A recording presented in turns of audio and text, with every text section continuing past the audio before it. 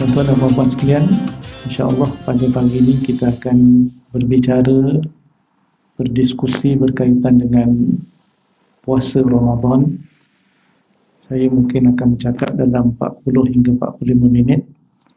Kemudian saya buka ruang kepada hadirin dan hadirat sekiranya ada persoalan, pertanyaan untuk dikongsikan, insya-Allah boleh kita sama-sama berdiskusi, insya-Allah. A'udzubillahi minasyaitonirrajim. Bismillahirrahmanirrahim. Assalamualaikum warahmatullahi wabarakatuh. Innal hamdalillah ta'ala nahmaduhu wa nasta'inuhu wa nastaghfiruhu wa na'udzu billahi min shururi anfusina wa min sayyiati a'malina. Man yahdihillahu fala mudilla lahu ومن يضلل فلن تجد له وليا مرشدا وأصلي وأسلم على سيدنا محمد صلى الله عليه وسلم إمام المصلحين وسيد المجاهدين وعلى آله وصحبه أجمعين أما بعد. Terima kasih pada puan pengurusi majlis yang dihormati Tuan Haji Kamaruddin di Jawatan Kuasa Masjid, seterusnya kepada tuan-tuan dan puan-puan muslimin dan muslimat, orang-orang alim yang dirahmati oleh Allah Subhanahu wa taala sekalian. Sebelum itu kita sama-sama sedekahkan bacaan Al-Fatihah kepada Allahyarham Cikgu Rosli bin Ahmad yang dikhabarkan telah meninggal dunia pada pagi ini. Al-Fatihah. A'udzubillahi minasyaitonirrajim. Bismillahirrahmanirrahim. Alhamdulillahirabbil alamin. Arrahmanirrahim. Maliki yaumiddin. Iyyaka na'budu wa iyyaka nasta'in. Ihdinas siratal mustaqim. Siratal ladzina an'amta 'alaihim ghairil maghdubi 'alaihim waladdallin. Amin. Juga kita mendoakan kesembuhan dan kebaikan kepada Tuan Haji Azlan bin Ma'ah yang diuji atas kesihatannya. Nas'alukallah Rabbal Arshil Azim ayyashfiya Tuan Haji Azlan bin Ma'ah shifaan ajilan la yughadiru saqaman. Wa sallallahu ala sayyidina Muhammad walhamdulillah rabbil alamin. Pertamanya kita merafakkan syukur kepada Allah Subhanahu wa taala di atas segala nikmat yang Allah berikan kepada kita. Alhamdulillah, kita juga bersyukur kepada Allah taala yang masih panjangkan umur dan usia kita sehingga saat dan ketika ini. Kita hari ini pada tanggal 13 hari bulan Ramadan 1442 Hijrah. Kita berdoa kepada Allah Subhanahu wa taala agar segala amal soleh yang kita kerjakan sebelum ini daripada qiyam, iaitu qiyamul lail, as-siyam, puasa kita, wa qiraatil Quran, dan bacaan Quran yang kita buat, termasuk segala amal soleh yang lain, semuanya diterima oleh Allah Subhanahu wa taala. Allahumma amin. Kita juga terus bermunajat dan berdoa kepada Allah agar wabak COVID-19 segera diangkat oleh Allah Subhanahu wa taala. Allahumma amin. Tuan-tuan dan puan-puan sekalian, insya-Allah pada pagi ini kita akan berdiskusi berkaitan dengan puasa Ramadan. Saya mungkin akan bercakap dalam 40 hingga 45 minit. Kemudian saya buka ruang kepada hadirin dan hadirat sekiranya ada persoalan, pertanyaan untuk dikongsikan, insya-Allah boleh kita sama-sama berdiskusi, insya-Allah. Pertama sekali, Ramadan adalah satu bulan yang dipanggil sebagai tetamu yang sangat mulia. Para ulama sebut dhaifun aziz, iaitu tetamu yang mulia, dan sebahagian menyebut zairun la taqudumu alaina illa marratan wahidatan fi sanati, dan pelawat yang datang melawat kita sekali saja dalam setahun.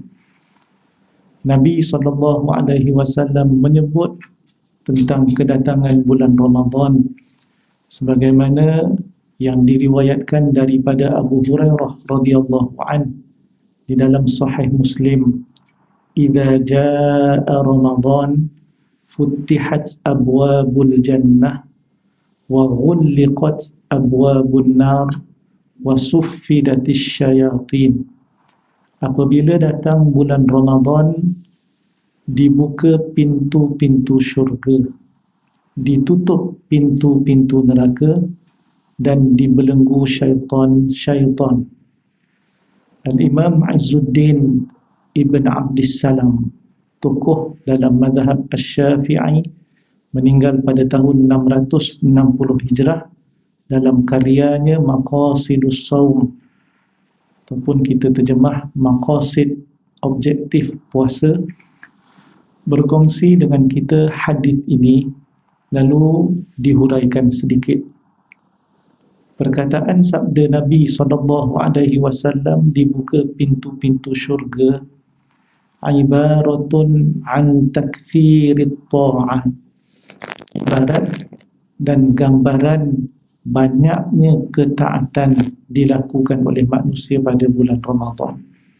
Al-mujibatu ila fathi abwabil jannah, yang membawa kepada dibuka pintu-pintu syurga.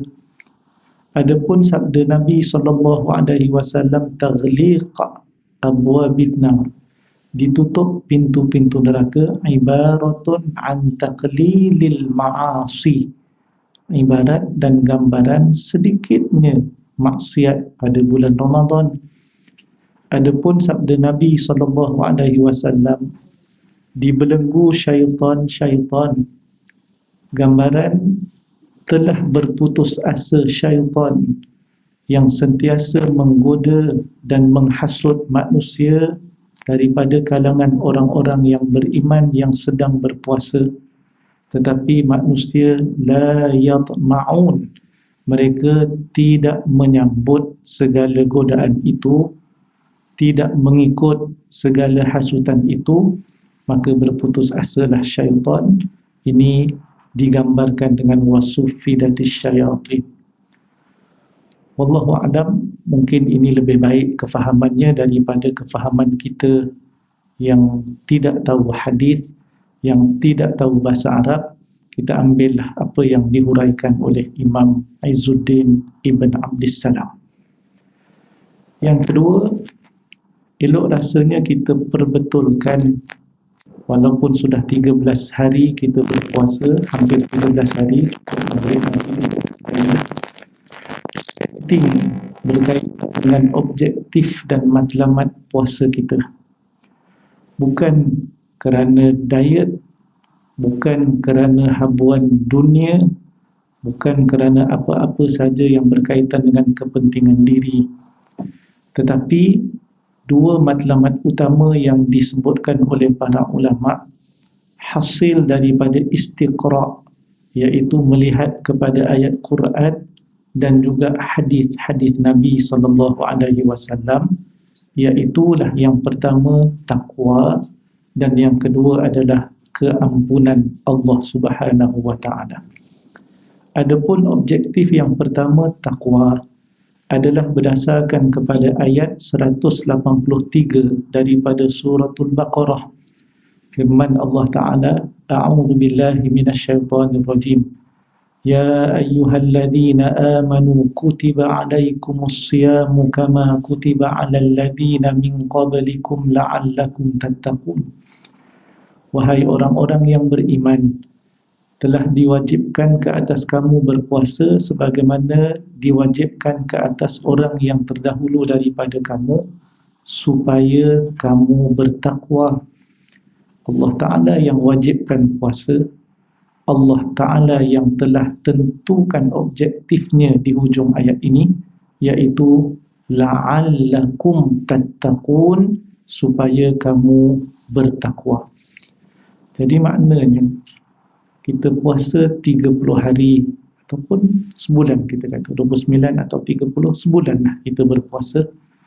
Pastikan apabila selesai bulan Ramadan, tamat bulan Ramadan, kita menjadi orang-orang yang bertakwa. Bertakwa itu adalah takut kepada Allah. Bertakwa itu adalah melaksanakan segala perintah Allah dan meninggalkan segala larangannya. Adapun objektif yang kedua adalah berdasarkan kefahaman daripada hadis Nabi SAW yang diriwayatkan daripada Abu Hurairah radhiyallahu anhu, 3 perkara yang Jibril doa kemudian Nabi aminkan. Para sahabat tidak mendengar doa Jibril, tetapi para sahabat mendengar amin daripada Nabi SAW ketika naik atas mimbar. Ini memberikan tanda tanya kepada para sahabat, dan para sahabat akhirnya tanya kepada Nabi SAW, sebenarnya apa yang menyebabkan Nabi menyebut amin sebanyak 3 kali. Lalu Nabi pun jawab, dia mendengar Jibril berdoa. Salah satu daripada 3 doa itu adalah berkaitan dengan orang yang berpuasa pada bulan Ramadan.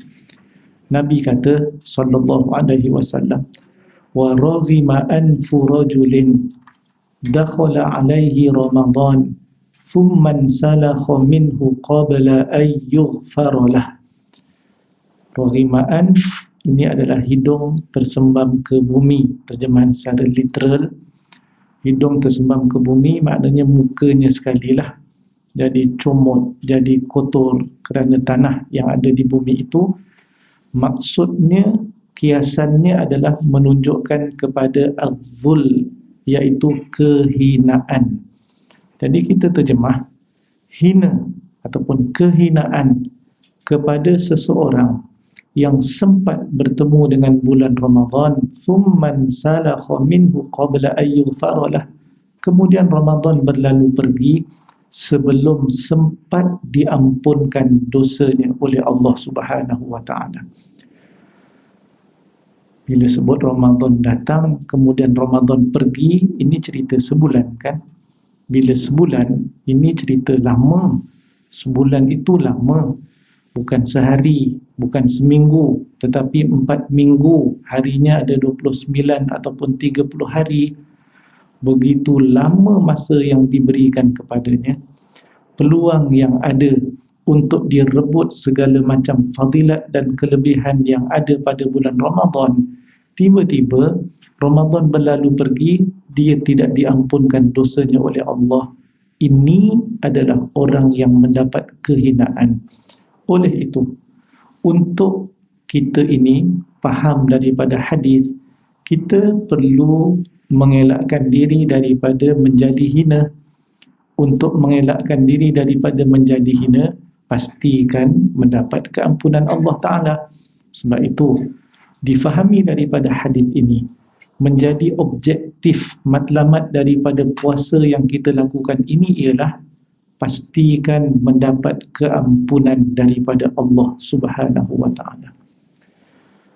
Tambahan pula, Nabi SAW cadangkan kepada Aisyah radhiyallahu anha yang bertanya kepada Nabi SAW, kalau berbetulan malam itu adalah malam Al-Qadar, iaitulah Lailatul Qadar, apa yang perlu aku lakukan ya Rasulullah?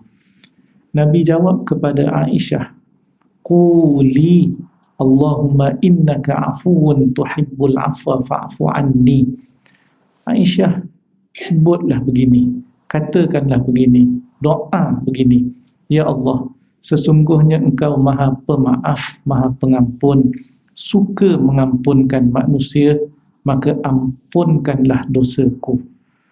Banyak perkara yang boleh Nabi cadangkan, tetapi yang Nabi minta kepada Aisyah adalah mohon keampunan.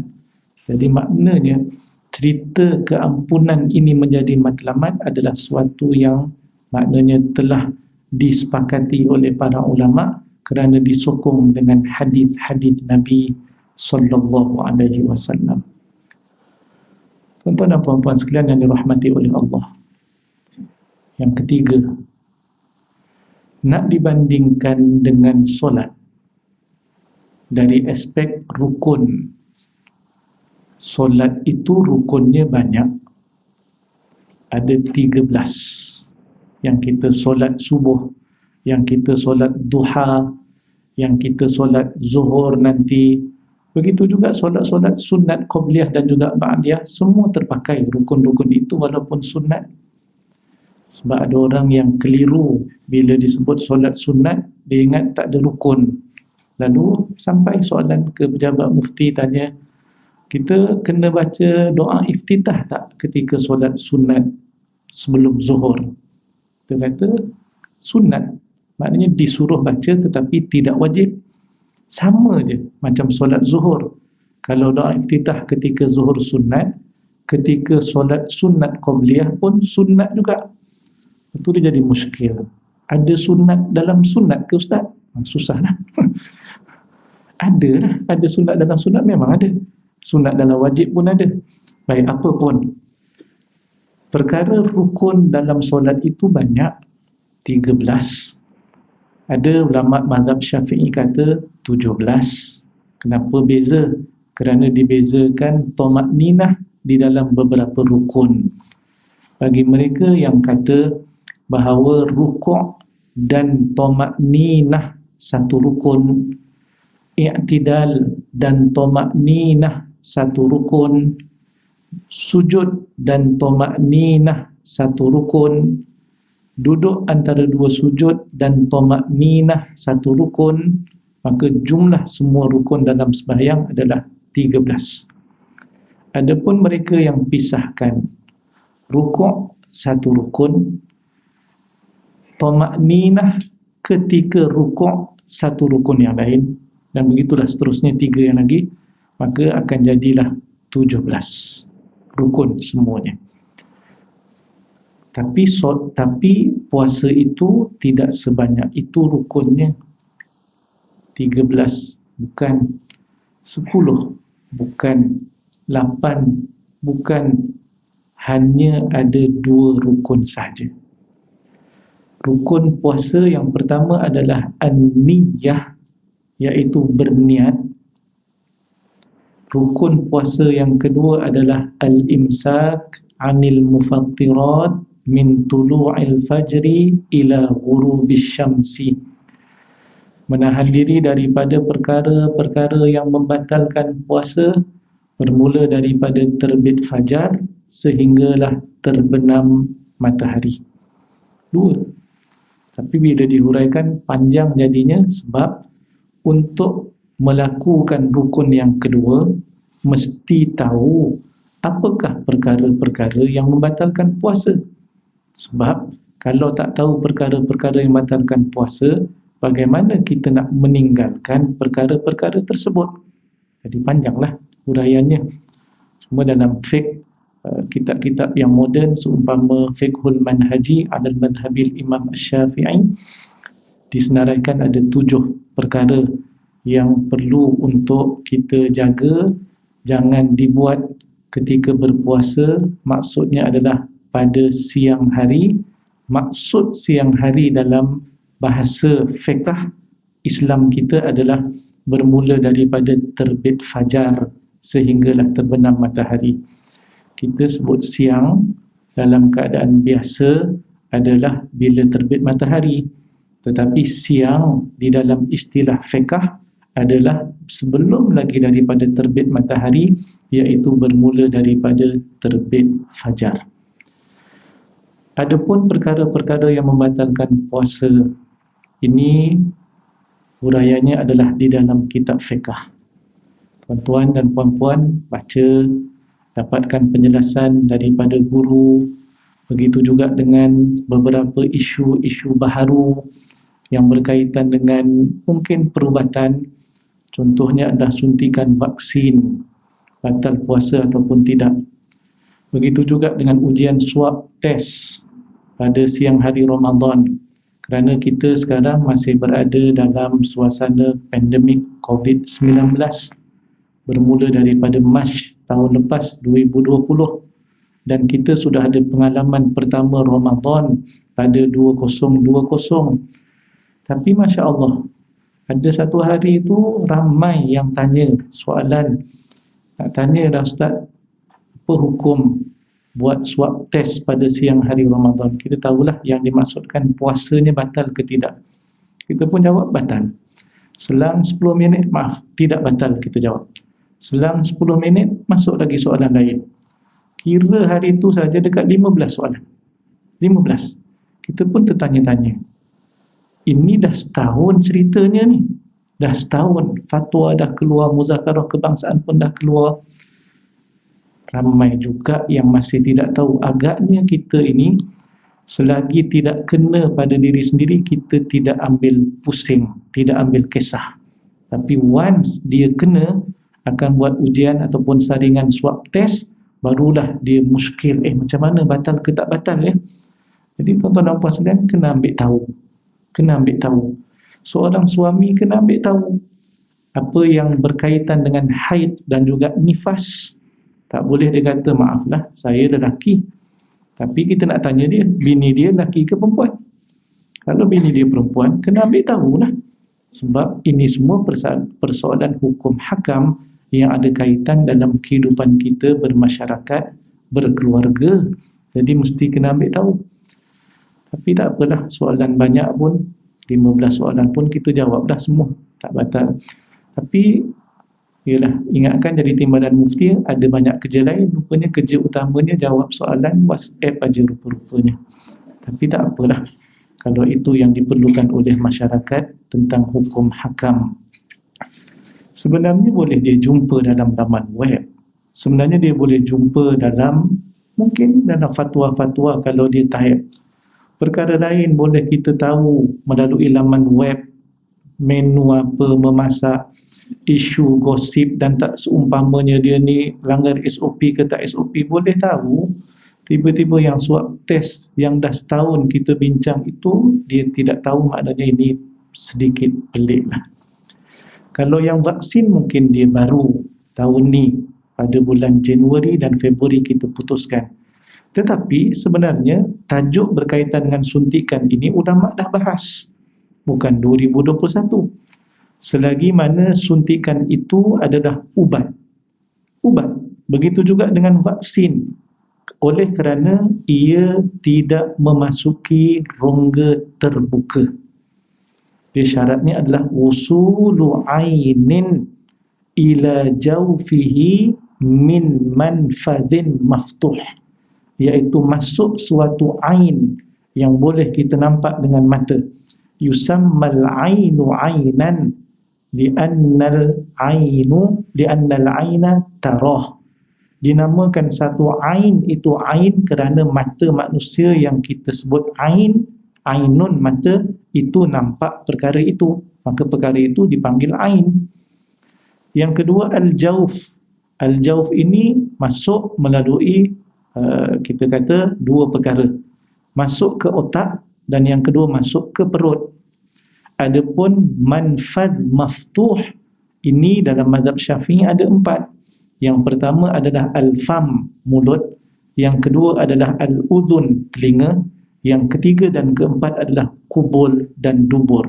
Masuk dalam 4 ini, dia akan membatalkan puasa sekiranya melepasi. Contohnya kalau ke perut, melepasi hulqum, yang kita kata halqum, tekak kita.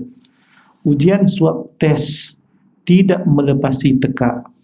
Walaupun untuk kanak-kanak, panjangnya adalah 4.8 cm. Bagi orang dewasa, di antara 8 sehingga 12 cm, tetapi ia tidak melepasi tekak. Sebab itu kita kata tidak batal puasa. Suntikan ini tidak melalui mulut, suntikan ini tidak melalui, iaitu juga telinga, kubul pun bukan, dubur juga bukan, tetapi suntikan melalui urat al-waridiyah, iaitu urat. Jadi tak batal, sebab dia bukan manfad maftuh. Melainkan ke depan mungkin akan datang manusia maju, manusia semakin canggih. Sepinggan nasi telah bertukar menjadi cecair 10 ml. Suntik lalu urat, selepas suntik sendawa. Alhamdulillah. Itu bukan ubat dan itu bukan vaksin. Ia mengenyangkan, ia adalah makanan, ia membatalkan puasa. Itu akan datang tak pasti. Zaman sekarang jangan. Daging bukan daripada lembu lagi, tapi diambil daripada sel lembu dan dibesarkan dagingnya itu di dalam makmal. Sudah ada di Singapura dan sekarang kita tengah tengok apakah dari segi hukum dan juga seumpamanya. Tuan-tuan dan puan-puan sekalian yang dirahmati oleh Allah Subhanahu wa taala. Yang keempat, ada adab dan ada beberapa perkara sunat yang perlu kita usahakan pada bulan Ramadan, jangan dilepaskan. Selepas rukun dan syarat-syaratnya kita laksanakan, maka kita bertanggungjawab, digalakkan untuk melakukan dan mengejar segala amalan sunnah pada bulan Ramadan. Semuanya itu perkara-perkara sunat dan perkara-perkara adab ketika berpuasa sebenarnya boleh kita sebut sebagai jalan-jalan ataupun wasilah yang boleh membawa kepada takwa dan keampunan Allah Subhanahu wa taala. Maknanya Allah Taala tetapkan puasa objektifnya adalah takwa. Nabi sebut sebagai hin dan menjadi kefahaman kepada kita bahawa keampunan Allah Ta'ala juga adalah matlamat dan objektif puasa. Allah Ta'ala sediakan beberapa amalan yang kalau dilakukan, kalau dibuat, itulah sebenarnya jalan-jalan yang boleh menyampaikan kita kepada dua matlamat tadi. Antaranya tuan-tuan sekalian adalah pertama sekali adalah berkaitan dengan membaca Al-Quran. Alhamdulillah tuan-tuan buat tadarus, baca bersama-sama, kita baca, kawan kita dengar, kita salah, kawan kita betulkan dan kita pun perbetulkan bacaan kita, itu dipanggil tadarus. Maknanya saling belajar, mempelajari antara satu sama lain, khususnya berkaitan dengan bacaan Al-Quran. Bahkan tidak keterlaluan kita kata itu adalah sunnah Nabi yang Nabi lakukan bersama dengan Jibril pada setiap kali bulan Ramadan. Beberapa hadis boleh dirujuk, termasuk juga hadis yang berkaitan dengan pemurahnya Nabi pada bulan Ramadan, khususnya apabila malam itu Nabi bertemu dengan Jibril bertadarus Al-Quran. Kana ajwadan nas. Nabi pemurah dan menjadi lebih pemurah apabila malam itu Nabi bertemu Jibril, dan pemurahnya Nabi SAW lebih laju daripada ar-rih al-mursalah, daripada angin yang bertiup. Angin bertiup ni kiasan. Apa maksudnya? Angin kalau bertiup, dia tak kisah, dia tak tengok siapa yang akan dapat angin itu. Ada manusia, ada orang, pokok-pokok. Begitu juga tak kisah lelaki ke perempuan ke. Itulah gambaran sedekah Nabi SAW. Jumpa saja orang akan sedekahkan hartanya oleh Nabi SAW. Al-Quran, tuan-tuan sekalian, adalah satu, kita kata sekarang ini, mukjizat Nabi SAW yang kekal sehingga hari akhirat. Bulan Ramadan telah dipilih oleh Allah Subhanahu wa taala sebagai masa yang dipilih oleh Allah Taala. Al-Quran diturunkan pada waktu itu, iaitu bulan Ramadan. Allah Taala sebut di dalam ayat 185 daripada suratul Baqarah, Syahrul Ramadan alladhi unzila fihi al-Quran. Bulan Ramadan yang diturunkan di dalamnya Al-Quran. Tidak ada bulan, tuan-tuan sekalian, yang disebut secara jelas nama bulan di dalam Al-Quran sebagaimana disebut bulan Ramadan di dalam ayat ini. Bulan Rejab tidak ada dalam Quran. Bulan Muharram tidak disebut. Bulan Zulhijjah tidak disebut, dan bulan-bulan yang lain. Januari, Februari lagilah jauh, memang tak disebut langsung. Tetapi Ramadan disebut dalam Al-Quran.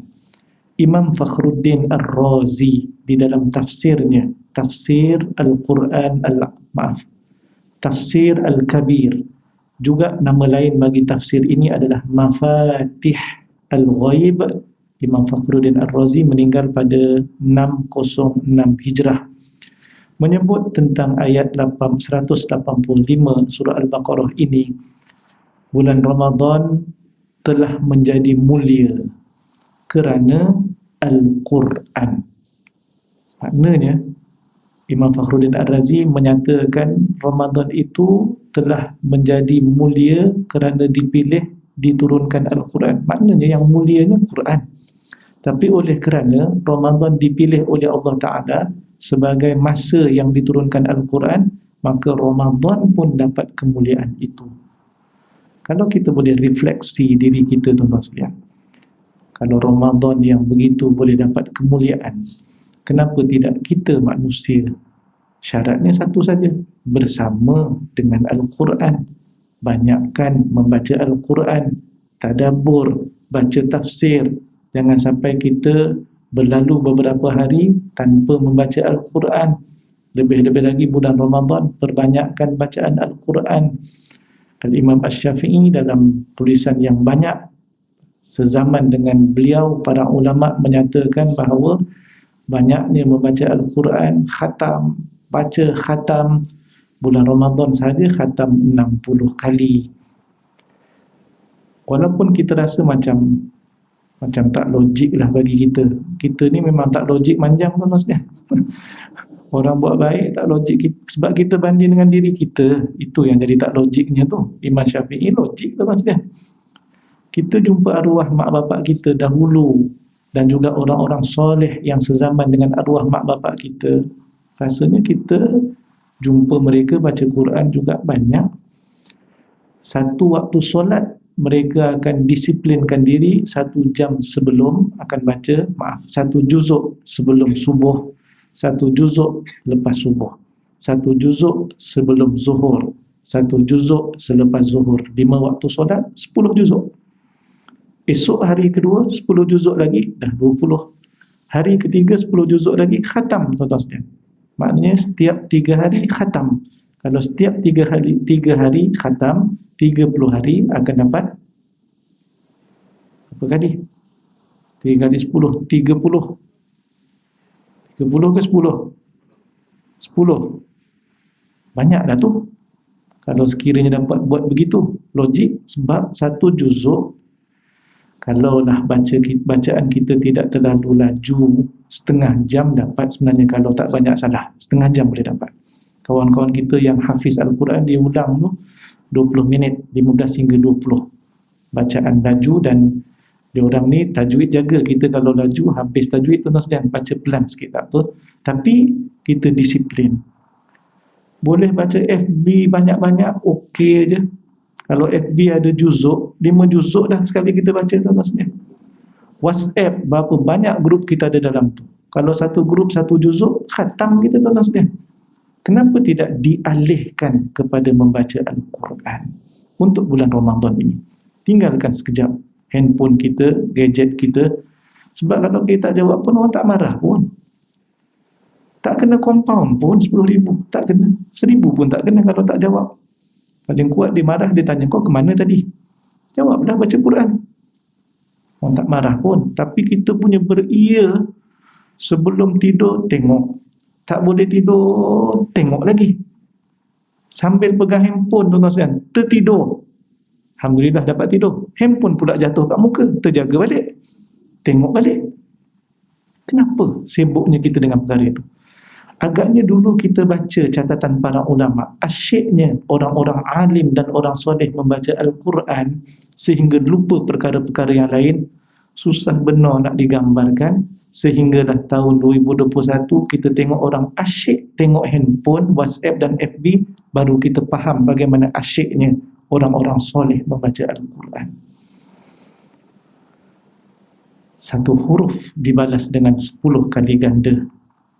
Bahkan tuan-tuan sekalian, itu kalau dalam bulan biasa, bulan Ramadan, amalan manusia digandakan lebih daripada yang biasa, termasuk puasa itu sendiri. Maka apa kata kita disiplinkan dan khususkan sedikit masa yang berbaki daripada usia kita ini. Tak tahu kita akan meninggal bila, tetapi ia pasti berlaku. Kawan-kawan dalam grup WhatsApp kita ramai yang dah meninggal, yang dalam FB pun ramai juga dah meninggal. Akan datang kita pula yang akan meninggal, tak tahu bila. Maka rugilah kalau kita tidak ambil peluang sekarang untuk menjadikan hidup kita ini penuh dengan ibadah. Yang kedua, berkaitan dengan bersedekah, termasuk memberi makan kepada orang berbuka puasa. Di dalam Sunan Tirmizi, Nabi bersabda dalam sebuah hadis, "Man fattara sha'iman kana lahu mithlu ajri shaim duna an yanqusa min ajri shaimi syai'a." Siapa yang memberi makan berbuka puasa kepada orang yang berpuasa ketika berbuka, baginya pahala orang itu tanpa dikurangi walau sedikit pun pahala orang itu. Jadi maknanya, orang yang berpuasa, kalau dia bagi makan kepada orang yang berpuasa ketika berbuka puasa, pahala orang itu akan diberikan sepenuhnya kepada kita. Pada masa yang sama, pahala orang itu kekal penuh pada dia. Itu kelebihan bulan Ramadan, tidak ada pada bulan lain. Dulu kita boleh taja makanan ketika berbuka puasa di masjid dan surau. Tahun lepas tak dapat buat. Tahun ni SOP ketat. Mungkin masjid dan surau tidak banyak yang buat, tapi kalau ada yang buat, alhamdulillah, peluang untuk kita taja. Sekali taja dibuka lot untuk 200 orang. Maknanya, Masya Allah. Untuk fadilat ini, syaratnya satu saja, kena ada kekuatan kewangan. Itu saja. Kalau ada, alhamdulillah. Kalau tak ada, nak buat macam mana? Doa pun tak apalah orang-orang itu. Bahkan tidak semestinya makanan yang berat. Boleh saja kita beri makan tamar kepada mereka ataupun seumpamanya. Apapun, bagi saya ini adalah berita gembira khususnya bagi kaum ibu, kakak-kakak dan juga kaum wanita, kerana ada waktunya uzur, tidak boleh berpuasa. Maka inilah gantinya Allah sediakan kepada kita, tak puasa tapi dapat pahala orang berpuasa. Maka carilah orang-orang yang kita rasa pahalanya banyak. Agaknya Datuk Mufti dah yang paling banyak, tuan-tuan sekalian, sebab ngajinya banyak. Okey, timbalan belum tentu lagi. Jadi sebenarnya siapa saja, kalau orang soleh lagi baiklah, sebab amalannya banyak kan. Jadi pahala puasanya kita dapat. Tapi ini bukan shortcut. Oh, nanti kalau aku tak puasa, tak apalah, berdosa, tapi aku belanja Datuk Mufti makan. Tak jadi. Itu bukan ganti, dia mestilah memang kita berpuasa pada masa yang sama. Kalau kita tak berpuasa kerana uzur, tidak mengapa. Tapi sengaja tak puasa dengan alasan dapat pahala orang berpuasa, ini tidak bertepatan. Seterusnya, yang ketiga, berkaitan dengan amalan sunat dan juga adab-adabnya, adalah menghidupkan malam dengan amalan-amalan seumpama qiyam, solat, berdoa, membaca Al-Quran, khususnya pada 10 hari yang terakhir daripada bulan Ramadan. Bukan sahaja untuk kita, tetapi kita mengejutkan ahli keluarga kita sekali, kerana ia dilakukan oleh Nabi SAW. Dalam hadis, pada sahabat menyebut, idza dakhala al-ashr, anna Nabi SAW idza dakhala al-ashrah, adalah Nabi SAW apabila masuk 10 di situ 10 yang terakhir daripada bulan Ramadan, ahyal laila wa ayqadha ahlah wa shaddal mi'zar. Nabi menghidupkan malam-malamnya, Nabi kejutkan ahli keluarganya, dan Nabi ikat kuat kainnya. Maksudnya adalah tidak menggauli isteri pada malam-malam terakhir bulan Ramadan. Jadi ambil peluang 10 malam yang terakhir kerana fadilatnya cukup besar.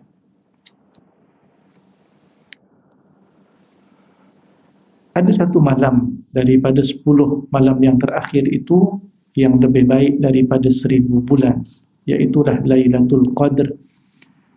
Dalam hadis Nabi kata, taharraw Lailatul Qadri fil witri minal ashril awakhir min Ramadan. Intai, kejar, rebut, terjemahkan semua macam tu, tak apa tuan-tuan sekalian. Taharraw maknanya sanggup untuk tidak tidur, sengkang mata. Semata-mata apa? Semata-mata kita nak dapat fadilat itu. Bila Nabi kata? Pada malam yang ganjil, fil witri, pada malam yang ganjil daripada 10 hari yang terakhir daripada bulan Ramadan. Maknanya dalam setahun, kalau disebut satu malam, maknanya itu dia punya kebarangkalian kan masih terlalu susah kita nak secara rawak kan, tetapi telah diberitahu bahawa ia pada bulan Ramadan. 30 malam bulan Ramadan itu pun macam masih susah. Sekarang ini Nabi kata ada pada 10 malam terakhir. 10 malam terakhir pun masih banyak, 10 malam. Sekarang dipendekkan lagi shortlistnya menjadi 5 malam sahaja untuk kita fokus, iaitulah pada malam-malam ganjil. Adakah kita terlalu lemah untuk mendapatkannya selepas disaring, ada filter tu, bulan Ramadan, oh bukan bulan Ramadan semuanya, 10 malam yang terakhir, bukan semuanya, 5 malam saja kerana malam ganjil. Maka wallahu a'lam, ada orang kata tak apa, awal-awal ni kita okey, tak ada berebut sangat, nanti malam-malam terakhir kita fokus. Kalau dah malam-malam awal pun tak fokus, rasa-rasanya malam akhir pun tak fokus jugalah nampaknya. Apa kata kita maknanya sentiasa memastikan diri kita ada waktu yang kita peruntukkan untuk qiyam dan berdoa. Yang anehnya bagi orang lelaki macam saya ini, yang siapkan makanan, yang siapkan masakan, isteri. Yang kejutkan anak, isteri. Yang kejutkan bapa kepada anak tersebut juga isteri. Tapi yang sempat qiyamul lail, isteri juga. Tu hebatnya seorang perempuan dan isteri. Bagi saya, kalau dah dikejutkan tu terus bangun, sementara siap, maka buatlah solat sunat 2 rakaat, kemudian berdoa. Ini kalau tanpa putus, tanpa miss, kita lakukan setiap malam, termasuk malam-malam terakhir Ramadan, termasuk juga 5 malam yang ganjil itu, pasti dia akan dapat fadilat Lailatul Qadar, sama ada dia perasan, tahu ataupun tidak. Ini disepakati oleh para ulama. Kerana malam Al-Qadar itu pasti berlaku. Adapun petunjuk yang disebut dalam beberapa riwayat, tanda-tanda Lailatul Qadar itu, semua ceritanya adalah selepas berlaku Lailatul Qadar. Esoknya, kita kalau dapat tanda sebelum, seronok. Sekarang ni tanda selepas. Akhirnya kita kata apa? Allah, terlepas lagi. 50 tahun terlepas. 30 tahun dah terlepas. Maknanya memang 30 tahun tak bersungguh lah. Mustahil kalau tiap-tiap malam dia boleh pastikan ada sedikit masa, tak banyak pun, mungkin 10 minit, mungkin 15 minit, istighfar, solat 2 rakaat, berdoa, Allahumma innaka afuun tuhibbul afwa fa'fu anni. InsyaAllah dia akan dapat fadilat Lailatul Qadar itu, tuan-tuan dan puan-puan sekalian. Begitu juga solat tarawih. Begitu juga dengan amalan-amalan yang lain, hidupkan pada malam daripada malam bulan Ramadan, termasuk fadilat dalam hadis Sunan Tirmizi ketika meriwayatkan hadis bagaimana Nabi solat tarawih pada satu malam, kemudian malam yang seterusnya selang satu malam, malam yang seterusnya dalam 3 ataupun 4 malam, kemudian dimasukkan riwayat dan cerita Nabi SAW berkata, dan siapa yang solat man qama ma'al imami, siapa yang mendirikan malam, kalau kita nak sebut itu tarawih, tarawih lah, bersama dengan imam, kerana tarawih disyariatkan berjemaah. Maka ini bukan qiyamul lail biasa yang sendiri-sendiri, ini adalah solat tarawih. Mazhab Syafi'i kata solat sunat tarawih disyariatkan secara berjamaah. Namun kalau sekiranya nak buat seorang-seorang, hukumnya sah, tak ada masalah. Adapun pelaksanaannya adalah setiap 2 rakaat 1 salam. Tidak boleh dilakukan 4 rakaat 1 salam, hukumnya tidak sah. Kalau dia buat 4, kalau dia buat 20 terus 1 salam, lagi tak sah. Kalau 4 pun tidak sah, jadi kena buat 2 salam, 2 lagi salam.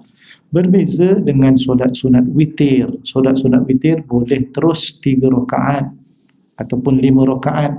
Cuma kalau kita buat 1 salam, 2 rakaat, 1 salam, kemudian takbiratul ihram, 1 lagi rakaat, kemudian salam, ini lebih afdal daripada straight 3 rakaat 1 salam. Kerana apa? Kerana kaedah, untuk senang kita ingat, kaedah ada menyebut, Imam As-Suyuti di dalam Al-Ashbah wan Nadhair, mazhab Syafi'i, meninggal pada tahun 911 Hijrah. Dia kata apa? Maka na aktsaru fi'lan kana aktsaru fadlan. Apa-apa yang lebih banyak perbuatannya, maka lebih banyak fadilatnya. Kalau witir 3 rakaat, 1 salam saja, takbiratul ihramnya 1, berbanding dengan witir 3 rakaat 2 salam, maka takbiratul ihramnya 2, kan? Iftitahnya 2, salamnya lebih banyak daripada yang 1 salam, maka dibuat secara pisah, 2 rakaat salam, 1 rakaat salam, lebih afdal daripada terus 1 salam. Cuma niatnya macam mana? Witir itu adalah ganjil. Witir adalah ganjil. Kalau kita solat 2 rakaat yang pertama, lafaznya usolli sunnatal witri rakaataini, ini bercanggah dengan bahasa. Saja aku sembahyang ganjil 2 rakaat. Pelik bunyinya tu. Yang tak pelik kita sebab tak faham. Main niat aja. Macam mana saja aku sembahyang witir, maksudnya ganjil 2 rakaat. 2 rakaat bukan ganjil. 2 rakaat genap syafa'. Saya cuba teliti apa yang dibahaskan oleh para ulama di dalam Al-Majmu' Al-Imam An-Nawawi, meninggal pada 676 Hijrah. Dia datangkan pelbagai cadangan, tetapi dia cenderung, Imam Nawawi kata, yang tepatnya adalah yang 2 rakaat, 2 rakaat, 2 rakaat, boleh jadi nak buat sampai 11. Jadi kita buat 2, 2, 2 sampai 5 kali, kemudian last kali 1. Yang 2 pertama semua ni macam mana kita nak sebut? Kita sebut rakaataini minal witri. Saja aku sembahyang 2 rakaat daripada witir, bukan witir. Usolli sunnata raka'ataini minal witri lillahi ta'ala. Yang last, yang 1 nanti tu barulah usolli sunnatal witri raka'atan lillahi ta'ala. Barulah tepat pada sudut mana terminologinya, sebab yang 1 rakaat itu saja aku sembahyang witir 1 rakaat, betul lah, memang dia ganjil. Itu perbahasan para ulama berkaitan dengan penggunaan perkataan. Kembali kepada hadis Tirmizi tadi, tuan-tuan sekalian. Nabi kata, man qama ma'al imami hatta yansarifa kana lahu qiyamu lailatin. Ada fadilat. Siapa yang solat sunat tarawih bersama dengan imam sehinggalah imam beredar, maknanya dia tak balik awal lah, bukan 8 rakaat balik, bukan 2 rakaat balik. Tapi kalau imam buat 8, okeylah, dapatlah. Tapi kena tunggulah witir juga, sebab imam akan buat witir. sehingga imam itu beredar hatta yang syarifah. Fadilatnya apa? Baginya akan dicatatkan pahala qiyam malam tersebut sepanjang malam. Maknanya taklah susah sangat nak dapat pahala qiyam mulai sepanjang malam. Cuma tunggu sekejap tu je, tunggu. Tapi kita ni sibuk nampaknya. Hari pertama sibuk, hari kedua sibuk, hari ketiga sibuk. Kira tak pernah tak sibuk dah sampai mati. Cuma peruntukkan masa sedikit. Bukan lama sangat pun, beza setengah jam je. Yang balik awal tu, sedap dia masih jam lagi kat tengah jalan. Yang 20 balik awal lagi daripada dia, tuan-tuan sekalian. Sedap-sedap. Setengah jam je bezanya. Tapi fadilatnya dapat qiyam satu malam. Ini dalam hadis Tirmizi, tuan-tuan sekalian. Ramai yang tak perasan perkara ini, tetapi saya ajukan supaya kita dapat mengejar betul segala fadilat yang disediakan. Sebab hadis ini kalau nak kata pada malam bukan Ramadan, tak ada orang qiyam bersama dengan imam.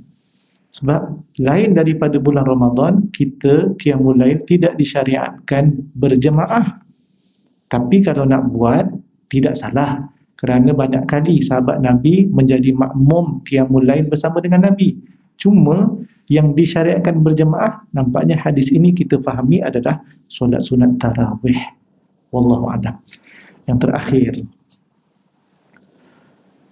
kita berdoa kepada Allah Subhanahu wa taala agar diberikan kekuatan, terus istiqamah, dan semakin kalau berlari itu semakin pecut lah nampaknya. Malam ni dah malam 14, 15 dah separuh, malam 16 kita dah baca pula doa kunut ketika witir. Jadi maknanya Masya Allah, masa berlalu begitu cepat dan pantas, tetapi peluang tetap sama diberikan kepada semua orang. Yang ambil, yang tidak ambil akan berlalu begitu. Tapi kita berdoa agar kita digolongkan dalam kalangan mereka yang tidak melepaskan segala peluang fadilat dan kelebihan pada bulan Ramadan, insya-Allah. Saya rasa cukup sekadar itu apa yang boleh diperkatakan. Saya buka sedikit kalau sekiranya ada pertanyaan ataupun seumpamanya. Kalau mampu jawab, saya jawablah. Kalau tak mampu, wallahu a'lam. Kalau tak ada soalan, lagi afdal. Sila je. Kalau orang tua ingatan dia dah tak stabil, macam mana nak puasa? Okey. Terima kasih pada Tuan Haji yang bertanya berkaitan dengan orang tua yang ingatan tidak stabil. Akal ini adalah syarat taklif. Akal maknanya akal yang waras. Dipanggil mukallaf itu adalah pertama berakal dan yang kedua adalah baligh. Barulah layak dipanggil mukallaf. Bagi orang tua yang ialah sampai satu umur, akalnya tidak sekuat orang muda, kadang-kadang terlupa, kadang-kadang ingat. Jadi ketika ingat, berpuasalah. Ketika ingat, sebab bila ingat dia tahu dia sedang puasa, maka tidak akan makan dan minum. Sekiranya sampai satu peringkat memang tidak tahu khitab syarak, iaitu arahan syarak daripada puasa, solat. Sebab puasa ni dia lama daripada solat. Kalau solat mungkin waktu dia sedar, dia boleh siap 4 rakaat, ingat. Tapi puasa ni lagi dia pergi dapur, dia makan dan seumpamanya. Kalau dia nak teruskan puasa pun tak apa, dikira terlupa. Tapi dia bukan terlupa waktu makan tu je, dia terlupa sepanjang hari tu. Jadi bagi golongan yang begini dipanggil orang yang ada keuzuran, maka gantikan sahaja puasanya dengan bayaran fidyah tanpa qada'. Maka anak-anaknya sama ada dengan duit sendiri ataupun gunakan harta mak bapak tadi yang masih ada sebab dia masih hidup, sebenarnya dia bertanggungjawab. Tapi nak bayar fidyah pun dia tak ingat. Jadi anak-anak bertanggungjawab untuk menyelesaikan fidyahnya. Fidyah ini harganya adalah 1/4 daripada zakat fitrah. Jadi kalau zakat pada tahun ini RM7, maka 1/4 adalah RM1.75 bagi setiap hari. Dan kita genapkan di Lembaga Zakat Selangor sebagai penerima ataupun Baitul Mal yang akan jadi Lembaga Zakat Selangor wakil kepada Baitul Mal yang akan menguruskan dana fidyah ini, digenapkan kepada RM1.80. Wallahu a'lam. Sila.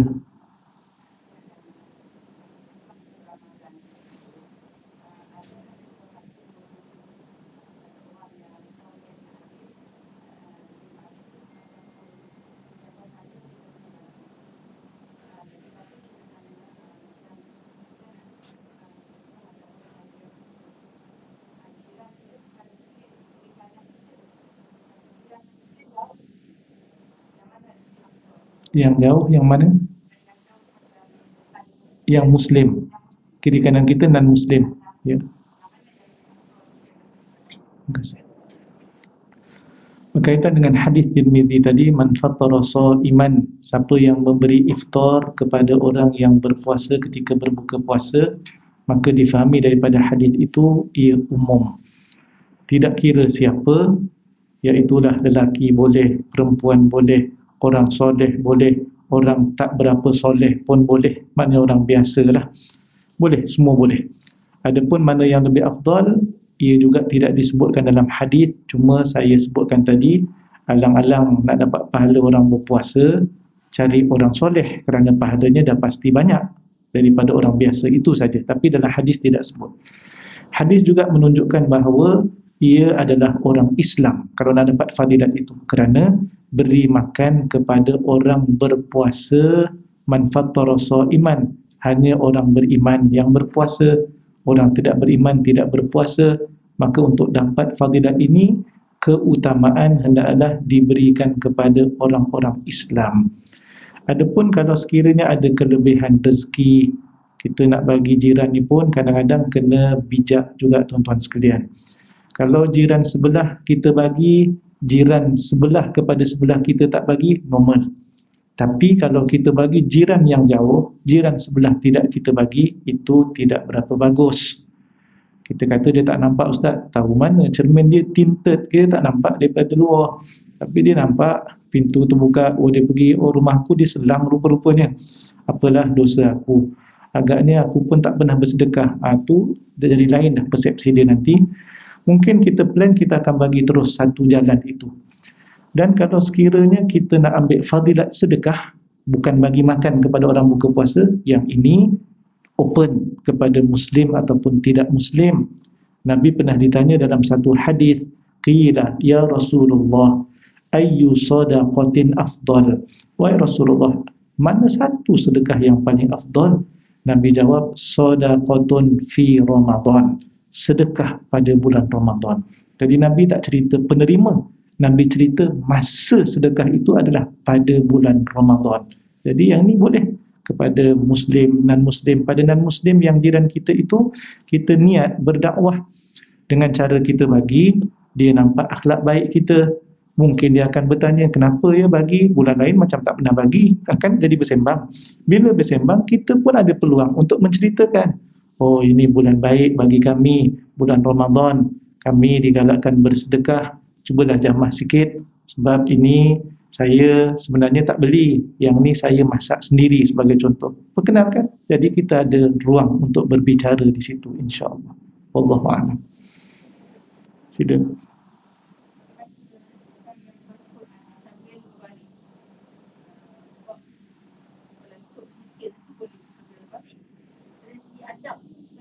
Ya, terima kasih.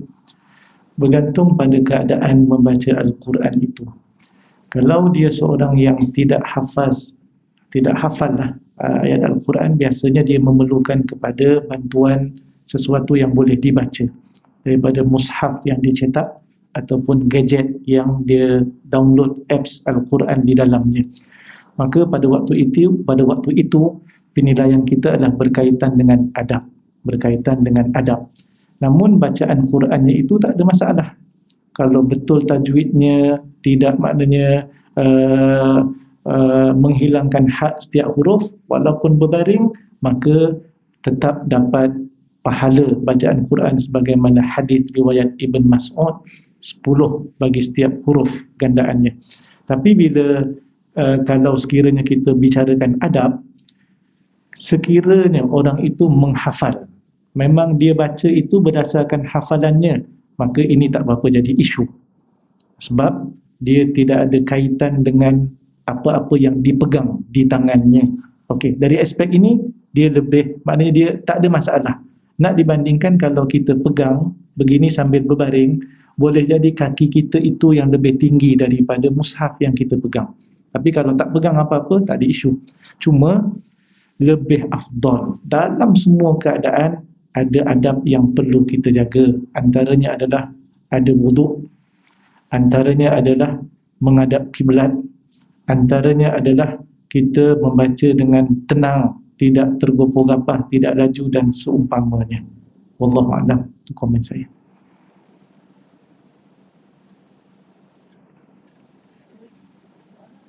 Sila.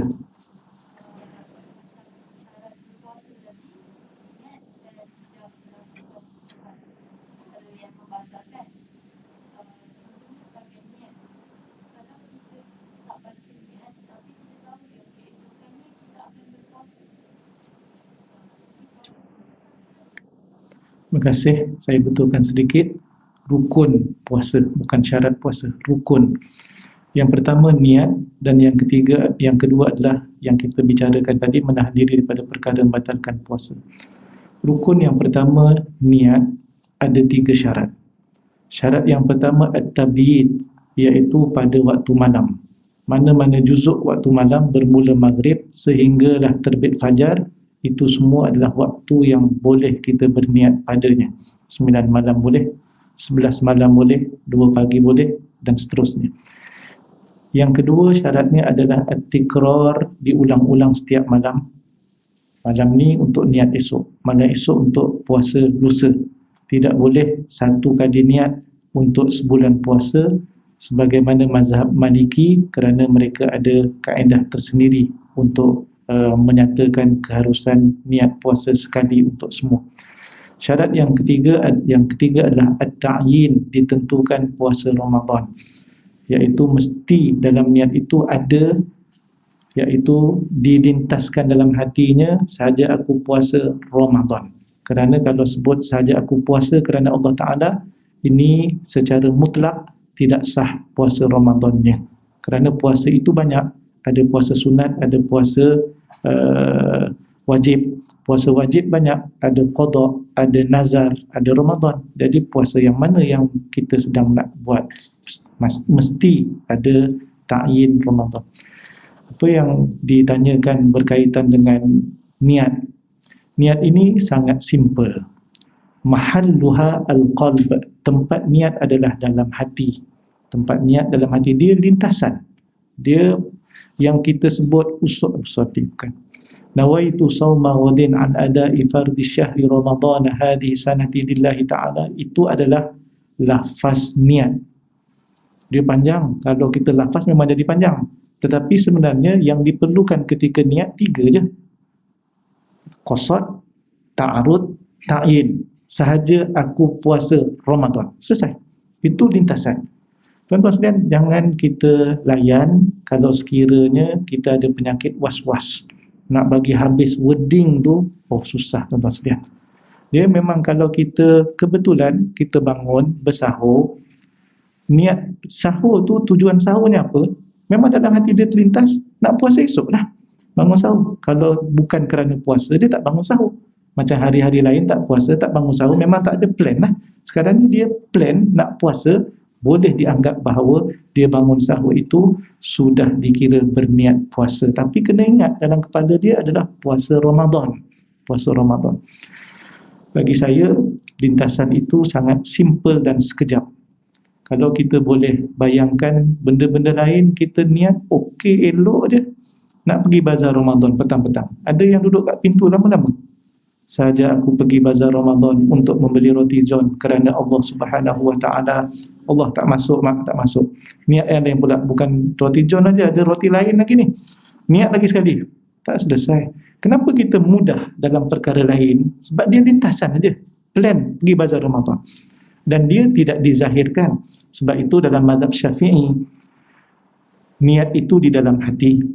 Kalau sekiranya dilafazkan, kemudian ada niat dalam hati, okey. Kalau sekiranya dia lafaz di lidah, nawaitu sawma ghadin, tapi hatinya langsung tidak terlintas, ialah orang baca ni pun baca juga, hati dia tengah fikir benda lain, tidak ada niat dalam hati, tidak sah. Kalau tidak dilafazkan tetapi ada niat dalam hati, maka sah. Kalau tidak ada niat dalam hati dan tidak ada lafaz, ini memang tak jadi apa-apa lah, tak jadi apa-apa. Yang penting lintasan itu, dia mudah saja. Jangan layan segala bentuk was-was. Sekali kita layan, dia akan besar dan akan terganggu. InsyaAllah, mudah-mudahan sah puasa. Sila. Dan untuk punya tip supaya kita puasa tahun ni dan datang kita dapat puasa yang lebih baik dan tidak sampai ramalan ada dalam diri kita dan lebih pada ketakwaan kepada Allah. Ya, terima kasih pada tuan yang bertanya. Apakah tips dan cara untuk kita pastikan puasa kita sekarang dan akan datang lebih baik daripada sebelumnya, bukan sekadar berapa dan dapat dahaga saja. Dalam hadis Ibn Majah menyebut Nabi SAW bersabda, rubba sha'imin laisa min siyamihi illa al-ju'. Boleh jadi ada orang yang berpuasa tetapi tidak mendapat apa-apa daripada puasanya melainkan lapar, al-ju'. Hadis itu ada sambungannya. Boleh jadi ada orang yang qiyam pada waktu malam tidak mendapat apa-apa daripada qiyamnya illa as-sahar, melainkan hanya berjaga. Ini satu tanda dan amaran sebenarnya daripada Nabi. Oh, puasa tetapi boleh jadi dia tak dapat apa-apa melainkan lapar sahaja. Qiyamul lail tak dapat apa-apa melainkan berjaga saja, maknanya hilang fadilat lain. Antara sebabnya apa? Antara sebabnya ialah meninggalkan perkara yang wajib dan juga melakukan perkara yang haram. Hadis menyokong kepada perkara ini sebagaimana yang diriwayatkan Nabi bersabda, "Man lam yada' qaula zur wal 'amala bih fa inna lillah laisa lahu hajatun fi ayyada'a ta'amahu wa syarabah."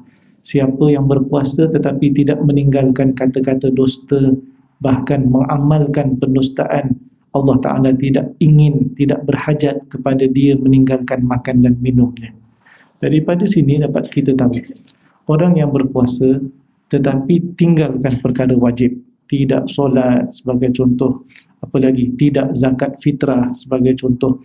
Begitu juga pada masa yang sama melakukan perkara yang haram, berdusta, apalagi dalam kitab mazhab Syafi'i bagi contoh lain, al-ghibah, mengumpat. Begitu juga dengan mengadu domba, an-namimah. Begitu juga melihat perkara-perkara yang melalaikan dan mendatangkan nafsu syahwat.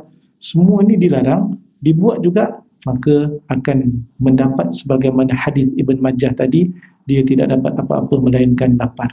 Oleh itu, untuk kita baiki, maknanya pastikan sedikit pun daripada perkara wajib tidak ditinggalkan. Pastikan satu pun daripada perkara haram tidak dibuat.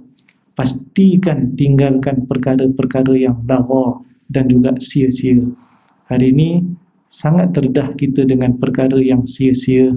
Tidak ada faedah untuk kita baca cerita semua orang dalam FB tu. Kenapa? Sampai kawan ni sedih, kita pun sedih juga. Kawan ni gembira, kita pun gembira juga. Dan sebenarnya kita ni gembira ke sedih? Semua campur sekali. Itu perkara yang tak ada kaitan pun dengan kita. Sedangkan antara kebaikan seorang Muslim itu ialah tarkuhu ma la ya'ni, tinggalkan perkara yang tidak ada faedah, yang tiada maknanya. Jadi teruskan puasa kita dengan merebut dan mengejar perkara-perkara sunat. Boleh jadi tahun lepas kita tak sempat buat satu daripada perkara-perkara sunat. Tahun ni kita pastikan yang dah dibuat istiqamah, ditambah lagi dengan satu lagi yang lain. Kalau tahun lepas kita hanya bila kita kira balik catatan kita, oh kita bagi makan setakat 5 orang saja, pastikan kita tambah. Jadi penambahan itulah yang kita maksudkan lebih baik daripada sebelumnya. Kalaupun 5 orang tapi amountnya tambah. Jangan kita sedekah daripada kecil sampai sekarang RM1 tu jugalah punya istiqamah. Gaji naik, penjawat awam dapat setengah bulan gaji, federal dapat RM500. Begitu juga syarikat-syarikat bagi bonus, kenaikan gaji tahunan, Masya Allah, beratus-ratus. Tetapi tabung masjid RM1 juga yang kita keluarkan. Maka tak ada peningkatan, amount tambah. Macam mana RM1 kita keluarkan, tidak ada rasa apa-apa dalam diri kita, naikkan RM5 sampai tidak rasa apa-apa dalam diri kita, kemudian naikkan lagi RM10, tidak rasa apa-apa, naikkan lagi RM50 dan seterusnya. Allahu a'lam. Ya. Ini soalan daripada Facebook. Mohon jawapan, yang mana lebih baik baca Quran di waktu malam atau solat sunat. Terima kasih. Dalam ayat Al-Quran ada menyebut bacaan Al-Quran pada waktu fajar ataupun masyhudah. Dalam Quran ada sebut malam. Jadi mungkin berdasarkan ayat ini yang terbaik adalah bacaan pada waktu malam lah, nak dibandingkan afdal, iaitu waktu sahur, waktu dalam keadaan sunyi, tidak sibuk. Kerana apa? Kerana tidak ada gangguan. Bahkan bila disebut dalam Al-Quran, ia disaksikan oleh para malaikat. Kenapa?